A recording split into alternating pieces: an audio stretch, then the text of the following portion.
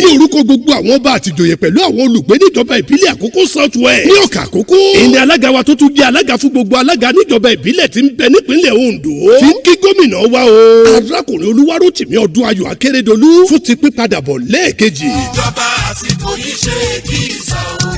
bàbá rẹ̀ ni tó ṣiṣẹ́ ó yẹ ká sọ Olúwa kó máa tì wọ́n lẹ́yìn o. bó ṣe rí gangan nìyẹn. wọ́n ní jíjáwé olúborí àkẹ́tì nínú ìbò tó kọjá kò ṣe wá ní kàyéfì rárá. torí ẹni tí Olúwa bá fẹ́ ló máa yàn tó dẹ̀ máa fi sọ́kàn ará ìlú.